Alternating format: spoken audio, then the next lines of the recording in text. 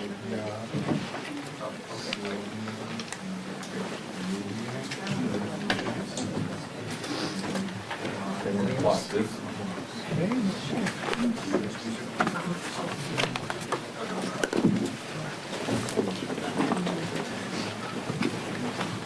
morning, everybody. I'm Congressman Adriano Espaillat, Chair of the Congressional Hispanic Caucus. And thank you for coming today to cover this, our first press conference, an important one as we begin a robust debate about the future of our nation, but also about critical issues to our caucus and its members, such as immigration, of course, economic development, and artificial intelligence, in addition to housing, health access to health care, education, etc. So these are all important issues to all of us. And starting with the first one, we all know that a significant number of executive orders have been issued rapidly by the new administration. We are concerned that some of them will hurt three major pieces of the immigration debate that I think very strongly are fundamental in the future debate of immigration and that bring us all together. They are dreamers, farm workers, and families. Everyone agrees, and I believe that it polls extremely well across the country, that dreamers should be given the opportunity to continue to contribute to our economies and that their status should be regularized. They are nurses, they are teachers, they are small business owners, some of them own their own homes, and so they contribute tremendously to our economy. They've been here since they were 1, 2, 3 years old. Some of them don't even speak the language of the countries where they came from and have no family connections there. So I think there's a general consensus in America that these young people, for the most part, should be allowed in and their status should be regularized. Farm workers, on the other hand, are critical not just to the economy, but if they continue to be scared and missing work because they feel they're going to get deported, it will show up at our dinner table. Believe me, it will show up at our dinner table, and the prices of the fruits and vegetables and produce that they pick will dramatically go up. So if you think we have an issue with inflation, this will put it on steroids. And finally, families must continue to stay together.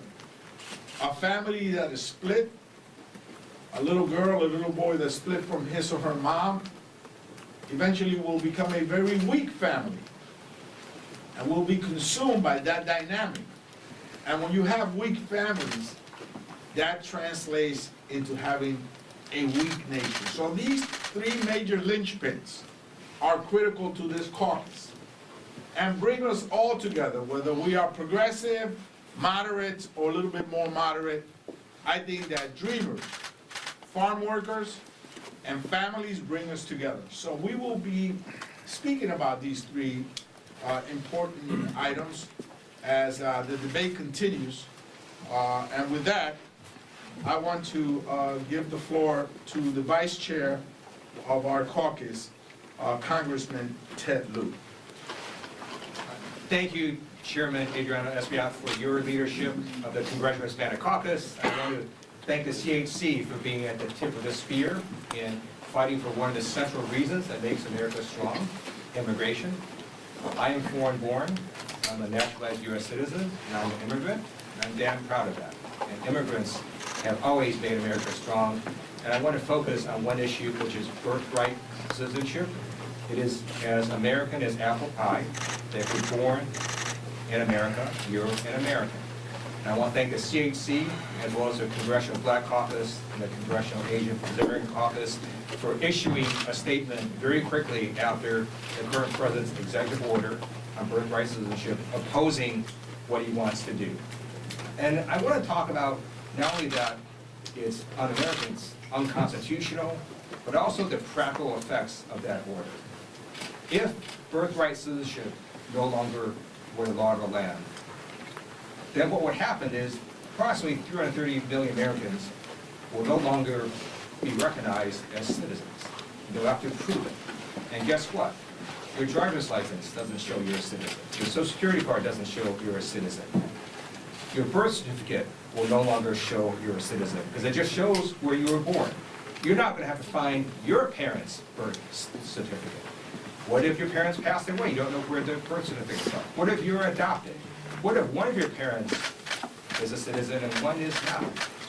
So all of a sudden, there's going to be this huge burden on millions and millions and millions, in fact, most Americans, who can no longer show they're citizens, have to find paperwork to show they are. And then for new births, hospitals will have this incredible burden to find out, hey, are these parents citizens or not?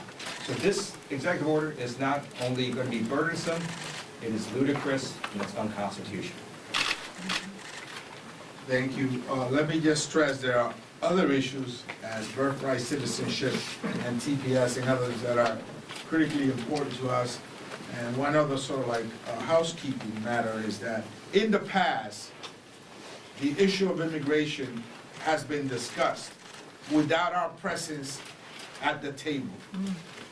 We intend to change that. We demand that we are at the table when it's being discussed, because it impacts our communities disproportionately. So we cannot receive an item of which we have not been part of the discussion. We demand to be at the table in any and all discussions that involve immigration. With that, I give you our CHC whip, Representative Sylvia Garcia.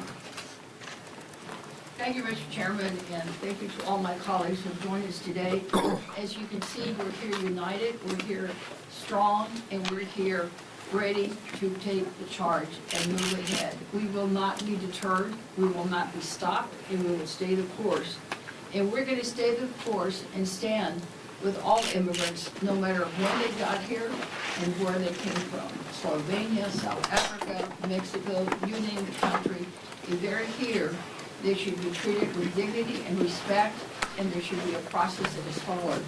And I think that for me, as the sponsor of the Dream and Promise Act, my priority will always be making sure that dreamers get the pathway to citizenship that they deserve, and that they do it as quickly as possible.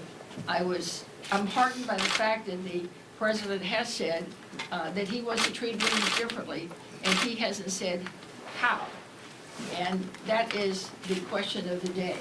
We know how he's going to treat TPS, we know how he's going to treat people that were born in this country and are citizens. We know how he's going to treat people seeking amnesty, because probably about 6 of the over 50 executive orders that he's signed so far relate to some aspect of immigration, whether it's trade, whether it's vetting, whether it's birthright citizenship. A lot of focus. But we will put as much focus as that and more, because we know we're representing millions and millions of Americans, new Americans across this country. So again, we will not be deterred. And I wanted to just say something about birthright citizenship. I guess it's the old judge in me. You know, I think some people need to just sit down and read the damn Constitution. Because frankly, if you read it, there is just no question. The founders were crystal clear after debates about who can vote and who can be a citizen, who can actually, you know, it's this whole, I want to decide whether or not you're an American, whether or not you can vote, and what, you know, they wanted to get rid of all that. And they simply said, all persons, didn't even use a gender, born, that means you were born in the United States or naturalized in the United States, who are citizens of the United States. Any one of you have a question about that? Pretty simple, right? It's easier than any civics exam or government exam or Hell, it's probably easier than the citizenship exam that is administered to thousands of immigrants. So I don't know how this is even being questioned. The second thing I want to say is, remember, it's an executive order. It's a piece of paper signed by the president. But it doesn't beat the Constitution. The Constitution is the core principles. It is what all other laws emanate from. It doesn't start from his piece of paper and then goes to the Constitution. It's the opposite. The Constitution is there and all law emanates from there. And this is one that really should be protected, that we will continue to make sure that it is challenged, and I suspect that in the end, it will be held unconstitutional. We need to make sure that we could keep an eye on this. There's so many other topics that we can talk about, and there'll probably be even more executive orders issued as the days go on. But rest assured that the Congressional Hispanic Caucus will keep the eyes on the ball and will always look to making sure that all immigrants are treated with dignity and respect, and that a process and due process is followed. Thank you, and I yield back. We will now hear from the Vice Chair of Diversity and Inclusion, Representative Joaquin Castro from Texas. Good afternoon, everyone. I'm Joaquin Castro, proud to represent my hometown of San Antonio, Texas, here in the House of Representatives. And I'd like to remind Donald Trump that the United States became the most powerful, most prosperous nation on earth, not in spite of immigrants, but because of them. The CHC stands united in working to protect dreamers, farm workers, and families, while Republicans tear down what makes us stronger. We're fighting for equity, opportunity, and an economy that works for everyone. Donald Trump and Republican politicians have embarked on a campaign to radically alter American society by stripping away constitutional, legal, and civil rights, ending birthright citizenship, and pushing people into the shadows. On the campaign trail and in his first days in office, President Trump claimed that his administration is launching mass deportation campaigns to get criminals off the street. The vast majority of undocumented immigrants are hardworking people who paid taxes and contributed to American society, some for decades. President Trump doesn't care about keeping Americans safe from crime. We know this because if he did, he wouldn't have released nearly 1,600 violent criminals who were involved in the January 6th attacks. Vicious, dangerous, uncontrollable attacks, some of them, against police officers with flagpoles, some who smashed their way into the Capitol. President Trump says he's shutting down our border to stop the flow of fentanyl.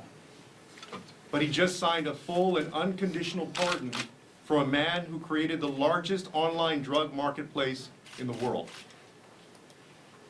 We can't be distracted by what he says. Look at what he does.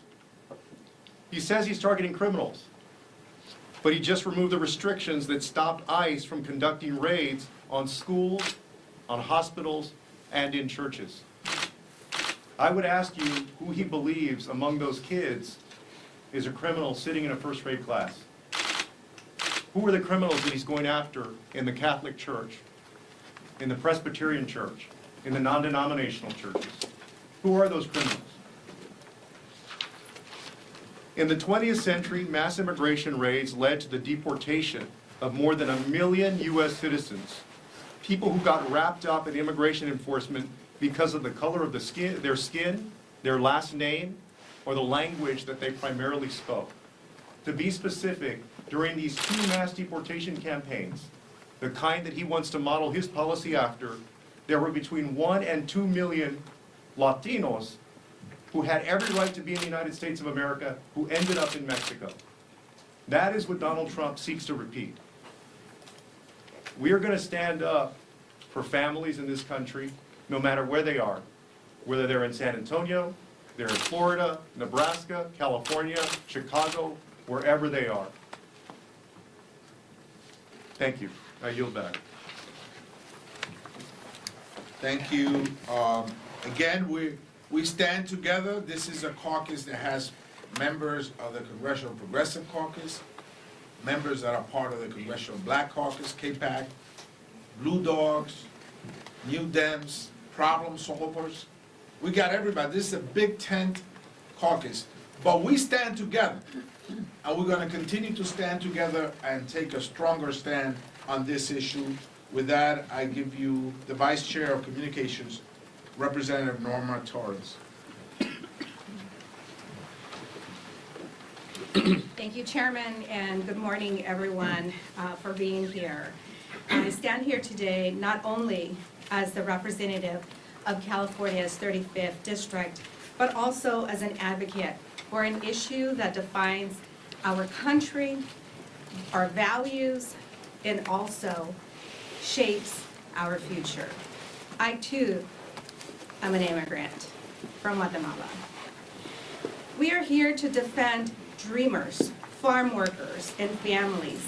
And while Republicans undermine what strengthens us, we are fighting for fairness, opportunity, and an economy that works for everyone.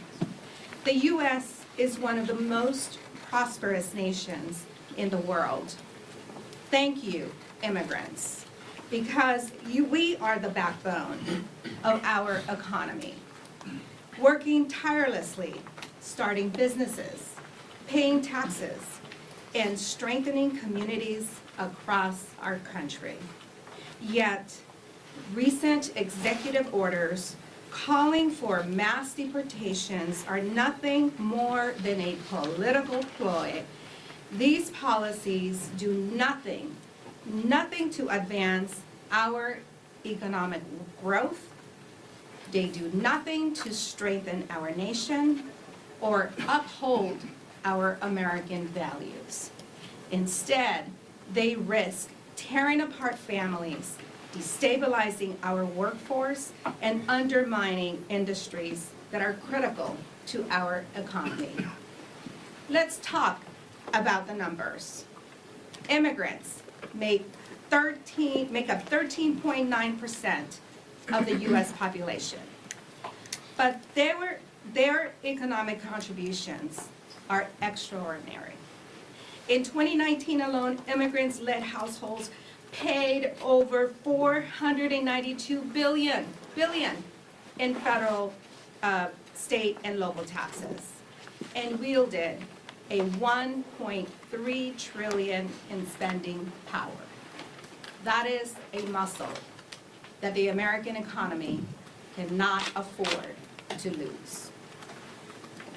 These dollars, they support our schools, infrastructure, small businesses in every corner of our country. Mass deportations will devastate key industries.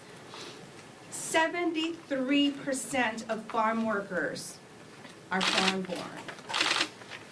Immigrants make up over 30% of the construction force. Policies like these would not lead to labor shortages.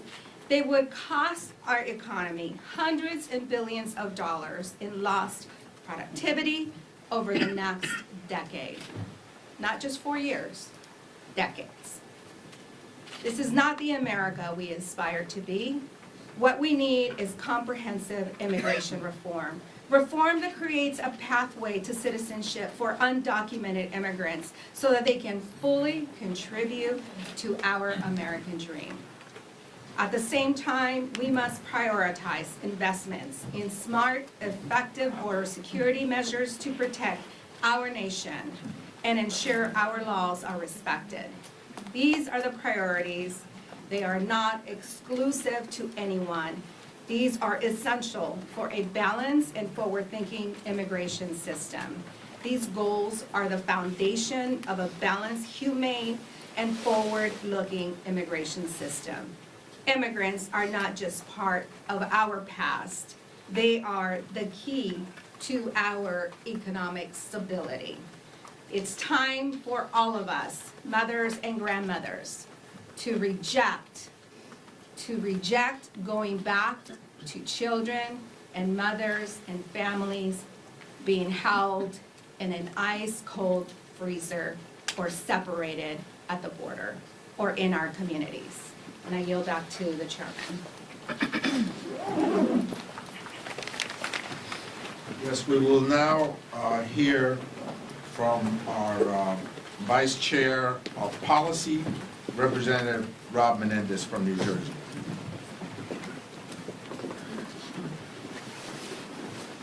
Thank you, Chairman. It's great to be with all my colleagues and appreciate everyone coming out. What I think is important as we absorb what this administration is doing is remembering that they're not just policies and executive orders that are targeting this unknown population. They're targeting people in our communities, especially the communities that folks on this stage represent. These are parents, children, uncles, aunts, who are going to be targeted and impacted by what this administration chooses to do, and why it's so important that we stand together, unified, against these harmful policies. Further, when they're coming into our communities, for our neighbors, for our friends, for our family, they've said that no place is off limits. So think about that. In your church, in your parish, in your community health center, in your children's school, you could have an ICE raid. So it's not just this group of people that's faceless, that's nameless. These are people that we interact with every single day. And they're coming directly into our communities, into the places that are supposed to be sacred and safe for all of us. That's where they're coming. There is no end, there is no limit to their cruelty and to what they seek to do to us. When we think about these stories, we're talking about people who on average have been here for over 15 years. I represent a district where over 40% of people that live there were born outside the country. I've had interactions already, before Trump's first day in office, where a person who's been here most of his life, whose 2 adult children were born and raised here, and who are American citizens, won't leave his house without one of them. A person who's contributed so much to our communities won't leave his house without one of his children, because he's afraid of what could happen if he were to be approached, seized, held in detention by ICE and other federal authorities. So we have a lot of work to do. This group knows the threat that is at our doorstep, but we're not going to be silent. And we're going to fight for our communities, we're going to fight for the people who we call neighbors, and we're going to fight for a future for this country that is reflective of who we really are. When we stand alongside each other, when we believe in each other, because this country has always believed in us. So now it's time for us to pay it back, to pay it forward, to make sure that we move this country in the right direction. So look forward to all the work ahead. Thank you, Chairman. Estamos aquí para tratar temas de importancia al caucus latino y estamos aquí con el liderato de los miembros de esta bancada demócrata que están interesados en dirigirse a temas de importancia como son los soñadores, los trabajadores agrícolas y mantener nuestras familias unidas. Entendemos que esos son 3 temas de gran importancia donde se ha desarrollado un consenso. También hay otros temas como es la ciudadanía por nacimiento o el TPS, entre otros, pero estos 3 nos han unido como bancada y estamos aquí para apoyarlo y avanzar esa agenda que puede resultar en cambios positivos para nuestra comunidad. With that, I give you Representative Nidia Velázquez from the state of New York. Good morning, everyone. Thank you, Chairman Espaillat, and thank you to all our colleagues. I think this is a great picture for the American people to see all of us representing people in our communities are here because we care deeply. I always say that immigrants make America America. Think about that. Immigrants are the foundation of this country. And we're going to be here to fight back and to make sure that they do not, that our constituents, our immigrants community will not become a political fight. This is about everyone coming together and doing right for this country.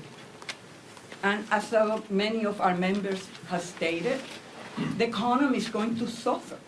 You want to talk about inflationary forces? Go and look at farmers that are fighting to find workers or the construction industry, or the retail industry. I'm the ranking member of the Small Business Committee. Farmers are already reaching out to us. The construction industry is already reaching out to us. And in our communities, our school system, the public school system, school superintendents telling us that absenteeism is on the rise. Think about that nothing is off limit, that rapes could happen in our public schools. You know, that is the point. Cruelty. Cruelty. You gotta be heartless to say publicly that we're gonna send ICE to our school. Heartless. And then to say that crime is on the rise because of immigrants, that we want to make our community safer? Well, while Republicans claim that these destructive deportations are in the name of law and order, they also just released hundreds of violent criminals like Enrique Tario, Stuart Rhodes, and hundreds who were convicted of assaulting police officers on January 6th. Those people were criminally convicted, and Donald Trump didn't care a bit about safer communities when he released those who were convicted of beating the shit out of police officers. So don't come to us and talk about security and safer communities when you do that.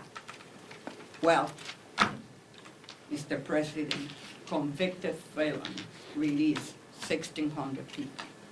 Criminal. So, quiero decirle a la comunidad latina, miren este cuadro aquí.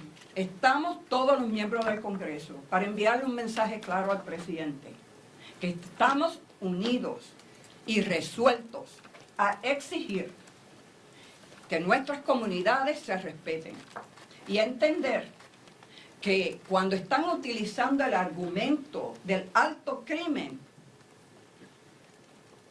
los indocumentados tienen el índice de criminalidad más baja en comparación a otros segmentos de nuestras comunidades. Me da pena cuando muchos tomaron el Kool-Aid de Donald Trump y le creyeron de que simplemente iban detrás de los criminales. No, ellos van detrás de todos los inmigrantes en esta nación. Pero vamos a estar aquí y vamos a exigir de parte del liderato demócrata que nos juntemos colectivamente para luchar por una sociedad mucho más justa y porque se respeten los derechos de los inmigrantes. Como dije al principio, ¿qué sería de los Estados Unidos sin inmigración? Inmigrantes han hecho de este país lo que es. Y aquí estamos para defenderlos. Gracias. Gracias, Lidia. Again, I know that the narrative has been peddled that we fight amongst each other, we're divided. That is not the case. We have full discussions, democratic discussion internally, just like any other group. But we stand together. And with that, I give you Linda Sanchez, Representative Linda Sanchez from California. Thank you, Mr. Chairman, and to all my colleagues who are here to stand up for our constituents and for our communities and ultimately for our country. I'm Congresswoman Linda Sanchez from Southern California, and I am the daughter of immigrants, and I represent many working class immigrant communities in Los Angeles County, people that are just like my family. Back home, we understand the value of immigrants and the contributions that they make to our society, particularly in the workforce and our economy. Something billionaires President Trump and Elon Musk seem to understand when they need immigrants to run their companies And just as they rely on immigrant labor, so do average Americans, whether they know it or not, or whether they want to acknowledge it or not. Because we have a real acknowledgement problem in this country. From construction, to agriculture, to healthcare, to hospitality, immigrants are the backbone of many industries that keep our economy humming. In fact, immigrants contribute more than $1.6 trillion to our economy, and they pay nearly $600 billion, that's billion with a B, in taxes. Nearly 1 in every 6 tax dollars that is collected. Yet despite their contributions, our communities are under attack from President Trump because he sees them as an easy target. Instead of following through on his promise to lower costs for American families, he's reinstating incredibly unpopular policies like family separation, terminating birthright citizenship, and other extreme executive orders. By spouting hateful rhetoric, many immigrants are now living in fear regardless of their legal status. Dreamers are worried that they'll be deported from the only country that they've ever called home. Families are worried that they're going to be torn apart. Children who go to school are afraid that they may come home to an empty house. They are afraid to go to church or even to seek medically necessary care in hospitals where they could be detained and deported thanks to President Trump. And Nydia stated it correctly, it's out of pure malice and cruelty. Workers are afraid to show up to their jobs, and you know what? They're not showing up to the jobs are going to be a huge anchor on our economy. Because again, whether we want to recognize it or not, we depend on their labor. From the farm workers who grow and harvest our crops, if they're not in the fields, what do we think that's going to do to the price of groceries in this country? President Trump ran on a promise that he was going to lower costs, and these policies that he is pursuing are actually going to make costs go up for the average American family. How does deporting hospital and nursing home workers reduce healthcare costs? There is a premier medical research facility that provides care in the LA region, and they depend on dreamers. They have over 500 dreamers that work in their facilities, whether they're radiologists, doctors, nurses, maintenance people, or even people who clean those those hospital rooms. They told me that if those dreamers are deported, that entire health system will collapse. And who is going to pay the cost? Who's going to suffer? The people that they treat. This country, and particularly Los Angeles, was built by immigrants, and we've had no relief to show our community for more than 35 years. I've been in Congress for 23 years, and I've seen us throw money at enforcement. I've seen us increase all kinds of resources at the border, and we have seen zero relief for these immigrant communities, and we need these communities now more than ever. After the recent wildfires in Los Angeles, we're facing a daunting task of trying to rebuild what was leveled. Who's going to rebuild Los Angeles if we're deporting a huge pool of our workforce who are construction workers? What happens when they're deported? What do we think will happen to the cost of housing, which is already expensive enough? Without their skilled labor, the recovery will be much slower and more expensive and take much longer. In California, we value the contributions that immigrants make to our country. And it's time that President Trump and MAGA allies in Washington, D.C. realize that too.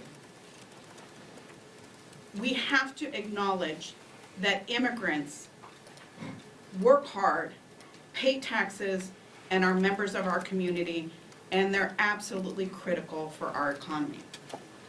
And with that, I'd like to welcome my fellow Californian, Congressman Juan Vargas, to the mic. Thank you. Thank you very much. My name is Juan Vargas. I represent San Diego, California. I represent the border. That's my district.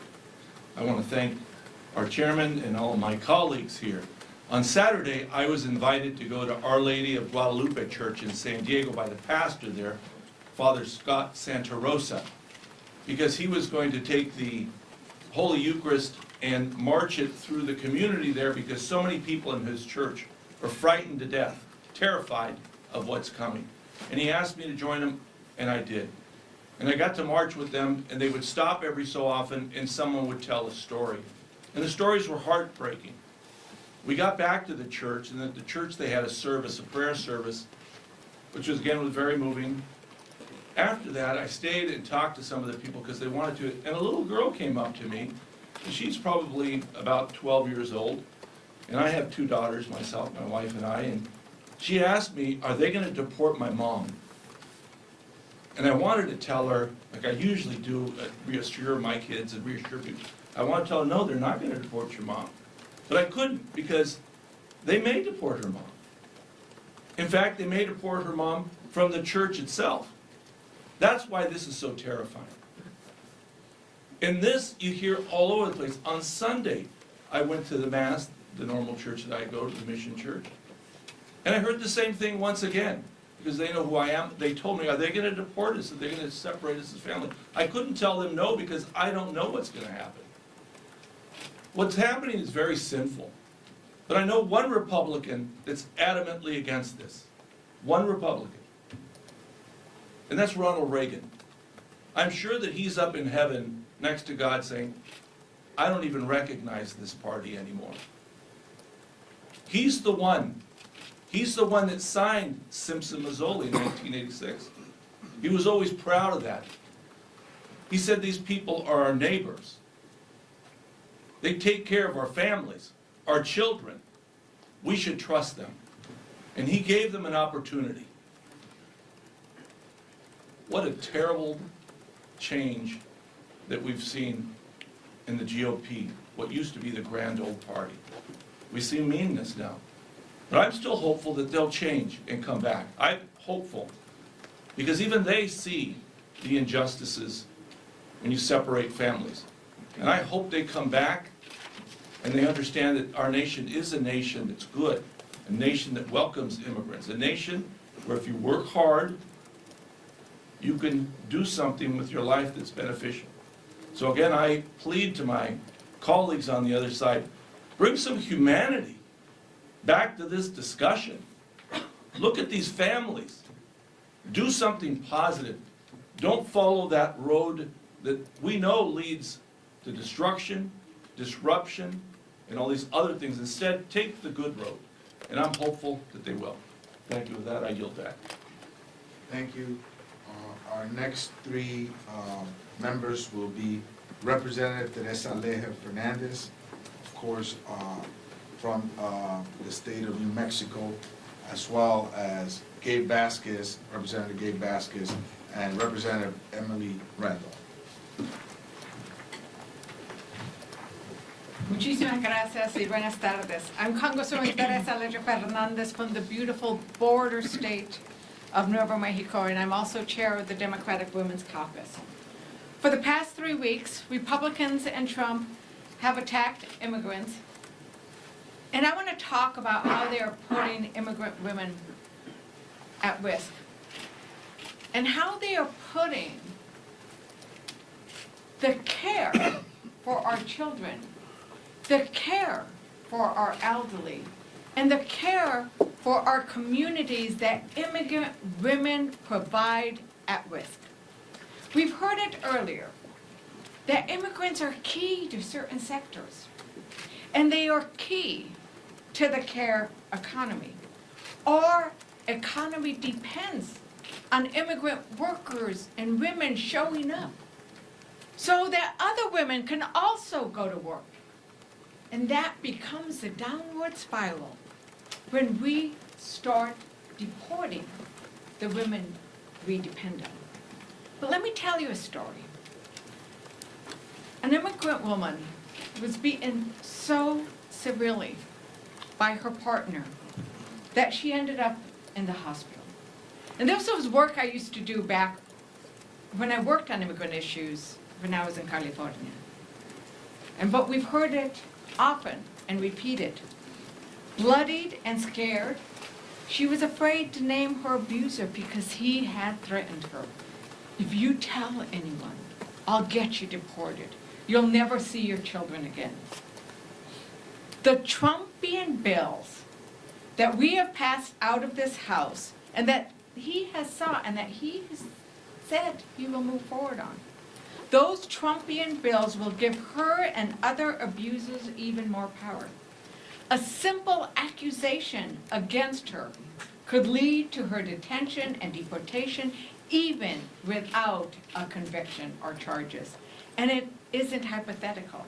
And that's why over 200 domestic violence groups have begged Congress, have begged Democrats and Republicans to stop this madness.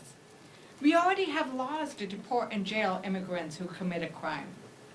And if you really cared about crimes against law enforcement, you would be standing up and denouncing those Trump pardons. How dare they be quiet when the men and people who beat our Capitol Police and law enforcement officers are now being paraded around this Capitol? How dare they say they stand with law enforcement when they have let those violent thugs out of jail?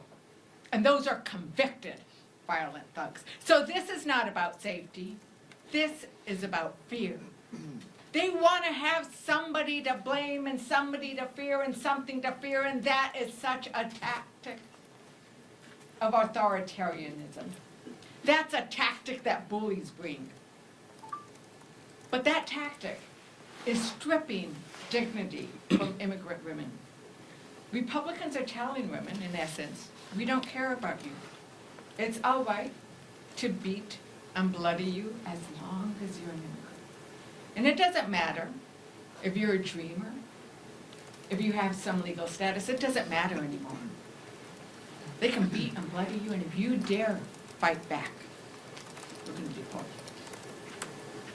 Imagine the power they have now given to the police.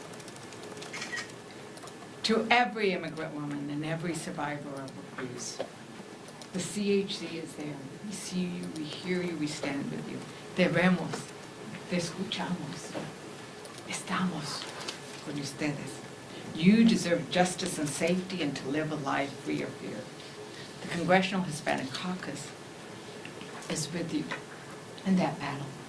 Even when we can't reassure that small 12-year-old child that it'll be safe for now, but we ain't giving them.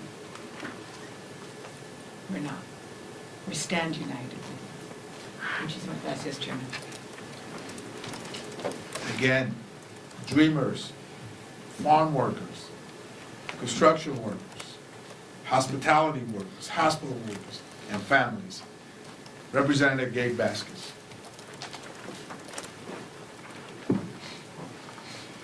Buenas tardes, gracias por estar aquí con nosotros. My name is Gabe Vasquez, and I'm a first-generation Mexican-American, raised in an immigrant family along the U.S.-Mexico borderlands in my hometown of Las Cruces, El Paso, and Juarez. I've worked in almost every industry in our state, from working at the chili factory in Deming to construction sites, working retail, and paying my way through school. Like many of our families, I faced the challenges and struggles of home ownership, paying down medical debt, and so much more. In a district like mine, where poverty is high and opportunities are limited, people voted for a representative who understands their challenges and works to deliver real results. That's why, as a border Latino Democrat, I was able to win in the Trump district by listening to my constituents, treating every community with respect, and making it less about politics and more about what matters to them in their everyday lives. As a proud member of the Congressional Hispanic Caucus, I believe it's our collective responsibility to move past the divisive rhetoric and work with our colleagues to find the solutions that our Americans truly care about. Part of our responsibility is to lead the fight to fix our broken immigration system in a way that holds true to our American values, treats people humanely, strengthens our economy, and keeps our border safe and secure. That's why, like my colleagues, I am deeply concerned about President Trump's executive orders, especially his attack on the 14th Amendment. Doing away with our constitutional rights doesn't just impact immigrants, it impacts all Americans. So sorry, Mr. President, but you can't rewrite the Constitution with the stroke of a pen. Now, back in my district, I've done the work of meeting with immigrant families, ranchers, farm workers, small business owners, faith leaders, and law enforcement agencies. And all they want is the same thing: less posturing and more solutions that deliver for the American people. Tenemos la oportunidad de trabajar con republicanos. Por ejemplo, en la lucha contra los carteles y los coyotes que trafican mujeres y niños, importan drogas y lastiman nuestras comunidades fronterizas. There are opportunities for us to work with Republicans, such as fighting the cartels and coyotes who traffic women and children, provide an endless supply of drugs, and hurt our border communities. That's why I introduced bipartisan bills like the Stop Fentanyl at the Border Act, to provide resources for customs and border protection, to make sure that we can crack down on the cartels that are bringing fentanyl into every community in the United States, and the Humane Accountability Act, which ensures that migrant families and their children are kept together and treated with dignity while in custody. But we can't talk about immigration without talking about the economy. Mass deportations will hurt every aspect of our economy and our society. Hardworking immigrants who contribute billions to our economy, to our family farms, to our rural small businesses, and our nation's emerging industries deserve a fair shot at residency and citizenship. Fixing our immigration system is a matter of national food security, shoring up our healthcare system, recruiting our next generation of military service members who will protect our country and have already done so, and so much more. Hispanic families in my district work hard, yet still struggle to afford food, prescription medicine, car insurance, or buy a home. We have to ensure that the labor that they put into our economy allows them to raise healthy families and thrive with legal status. Nuestras comunidades merecen líderes que se enfocan en lograr resultados, no en la política que nos divide.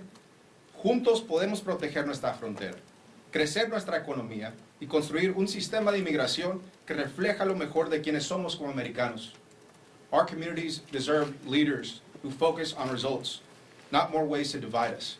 Together, we can secure our border, grow our economy, and build an immigration system that reflects the best of who we are as Americans. Thank you, Mr. Chair. I yield back. And finally, one of our wonderful new members of the CHC, Representative Emily Randolph. Thank you, Mr. Chair. I'm Emily Randall from Washington State, and I am proud to stand united with my colleagues in the Congressional Hispanic Caucus in support of Dreamers, in support of farm workers, in support of families. And I'm proud to stand in support of our communities with the people of Washington. In Washington State, where I was a legislator for the last 6 years, we know that immigrants make our communities stronger. That's why we've expanded our state financial aid programs to Dreamers and immigrants, because we know we cannot reach our workforce goals, our education goals, our economic goals without ensuring that everyone has access to education and opportunity. We know that we're facing a healthcare crisis, and without ensuring that our immigrant communities are safe and that Dreamers are being educated to become nurses and doctors, we will not be able to take care of our aging community, of our sick, of our vulnerable. We know that we have a housing crisis in Washington State, just like across the country. And without ensuring that our immigrant communities are safe, we will not be able to build the housing that we need. And just like everyone in Washington, immigrant families are struggling to afford rent. They are struggling to afford the chance to buy their first homes. And we need to ensure that we are building an economy that is thriving for all of us, from the middle out. I'm proud to be here, standing alongside my colleagues against these dangerous attacks on our immigrant communities, on our neighbors, on our friends, on our fellow churchgoers, on our classmates in school, on our teachers. Because a frightened community does not make our community safer. I've heard stories as I've talked to immigrant activists in our communities of folks who are scared to go to their jobs at fish processing plants in Grays Harbor. They're scared to go to their jobs in the timber industry on the Olympic Peninsula. And they're concerned that there are rumors that ICE is seen at our Kingston ferry terminals. Folks are living in fear, and it is only forcing neighbors to live closed off, to not communicate with each other, to not feel safe to call law enforcement if they're facing abuse or if there's a crime on their street. We stand here united to ensure that everyone in our community is safe. Everyone in our community can trust that the government is looking out for them. Everyone in our community has the access to the tools that they need to build the lives that they dream of. I'm proud to be here with my colleagues, and I'm grateful to all of you for being here with us as well. Thank you, Mr. Chair. De nuevo, estamos aquí para apoyar a los soñadores, a los trabajadores agrícolas y también a nuestra familia. Questions? If I can ask a very specific question to New York, I mean, do you find that Mayor Eric Adams, in response to threats at schools, in response to Trump's Birthright citizenship action, I mean, is he taking a hard enough stand in pushing back on this, as you all seem to think that you as Latinos and Democrats should be? Well, he has said that that the city of New York will not cooperate with the massive deportation apparatus that's about to be put in place. And so I would take that as meaning that sensitive locations like schools, emergency room, churches, funeral homes will be just that, sensitive locations. Over here. Yes, Pachi Valencia from Epoch Times Español. Is there any plan that you have as a Congressional Hispanic Caucus to do something for Dreamers? That's my first question. And my second question for Congressman Gabe Vasquez, is there any also bipartisan initiative with the Republicans in terms of border security? We'll start with Congressman Vasquez. Thank you for the question. And look, I can say that the Biden administration and Democrats in Congress, as well as Republicans in Congress, have all agreed that border security means investing in smart ways. That means technology along the border. My bill, the Stop the Fentanyl at the Border Act, which is a bipartisan bill, proposes to invest billions of dollars in technology to shore up our ports of entry, like mine in Santa Teresa. One of the things that the American public doesn't realize is that 90% of the drugs that come into this country are actually trafficked by American citizens through our ports of entry. And so inspection technology that actually uses AI technology and allows CBP agents at these ports to be able to interdict drugs before they come into this country, I believe is a bipartisan proposal that has been iterated in different pieces of legislation, including the Senate proposal that died, thanks to President Trump, during the last administration. And so I do believe that we have room to work with Republicans on smart investments on the border if they truly want to solve this problem. But it has to start with dialogue and conversation with them. But I believe technology at the border, especially at our ports of entry, is one thing that we can both agree on. Thank you. On Dreamers. I'm Zoe Garcia, and I'm from Houston, and I'm the sponsor of the Dream Act. We've never stopped doing anything. We continue to fight to get the Dream Promise Act passed. As you know, it's passed the House a couple of times. It just fails to get out of the Senate. In the Senate, even on the one that just passed yesterday, I just keep forgetting. The Laken Riley Act. Laken Riley Act, I mean, we worked on an amendment in the Senate to try to tack that on. Of course, it did not get through, so I don't stop any opportunity I can to continue to remind everyone, especially the Republicans. The Dream and Promise Act polls as high as 80% of Americans saying that Dreamers should be protected and that Dreamers deserve a pathway to citizenship. It's just that 50% of the people here aren't listening. When are we going to get 80% of Americans to agree on anything these days, right? Well, guess what? Dreamers. So I will keep working, as I said earlier, today, tomorrow, until my last breath, until we get that done. And that will be one of our priorities, right here. And then we'll- I have a question for Mr. Espaillat. As an appropriator, Republicans are talking about putting a government funding package together that includes wildfire, government funding, debt limit, and border provisions. Are the border provisions a red line for the Hispanic Caucus? Well, first of all, the other side of the aisle is looking to do a lot of dastardly things at the appropriations table, including raid Medicaid funding, so they could provide a massive tax cut to the very rich, and they can fund their deportation apparatus. And so we will be discussing these items that I highlighted: dreamers, farm workers, and families at every juncture of government here, whether it is the appropriations process, reconciliation, debt limit, at all levels of discussions, we will be bringing these three elements that bring us all together, all the folks you saw here. There are other issues that are just as important, if not more: birthright, citizenship, TPS, and others. But those three, as Sylvia has said, dreamers poll in 80%. It's low-hanging fruit. No one should be having an adversarial discussion about that. So we will continue to bring it up at every opportunity we get. So you have 46 Democrats voted yesterday for the Lake and Riley Act. More voted for the Preventing Violence Against Women by Illegal Aliens Act.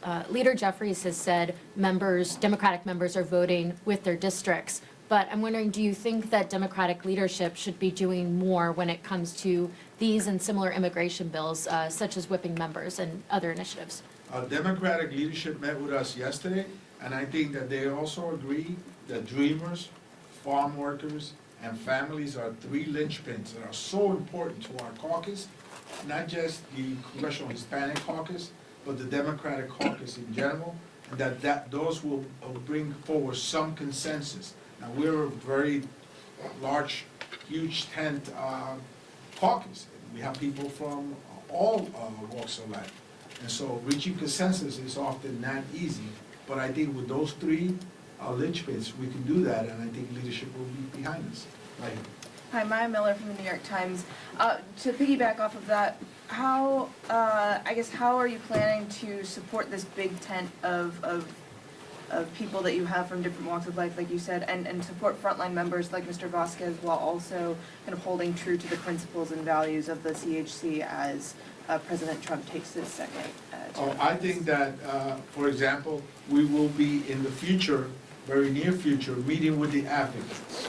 I think it's important that we also strengthen our position from the voices outside of even our very own districts from across the country, and we will be doing that. We will be meeting with the labor unions. I think it's important that we meet with labor as well. They play an important role in this discussion. So we will be reaching out far beyond our ranks to build consensus and to strengthen our voice as a caucus. I think we will accomplish that. And Mr. Vasquez just explained to you how he sees that the importance of border protection in his own particular district. And we could all agree that the border could be in better state. But we also agree that dreamers, farm workers, and families are important as well. Over here. Are you working with school districts to combat ICE raids and ensure families aren't separated at their schools, especially in border states? Well, border state with Canada. And, our school board members, our Washington State School Superintendent, our legislature, have all been engaged in conversation with the governor and attorney general and advocates, and I've been engaging in some of those conversations too. Every state is different, for what protective opportunities that they have, but I think it's important that we ensure that we are working closely with our colleagues at the state level and at the local level to center families, to make sure our communities are strong, to center farm workers, to center an economy that is thriving, to ensure that dreamers are safe in the classroom. And someone earlier mentioned the chronic absenteeism. So that's a conversation, a bipartisan conversation that we've been having, since COVID. How do we bounce back from chronic absenteeism and, challenges in our schools? And this is only exacerbating that problem. This is only making students feel less safe in their classrooms and families less safe sending their kids to school.